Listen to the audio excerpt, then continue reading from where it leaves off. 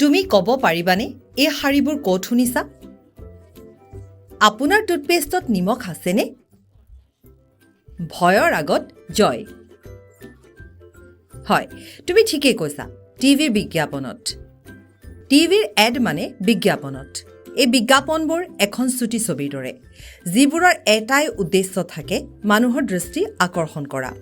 কেইছেকেণ্ডমানৰ ভিতৰতে এটা আকৰ্ষণীয় কাহিনী শুনোৱা আৰু তেওঁলোকক যিকোনো বস্তুৰ বাবে উৎসাহিত কৰা।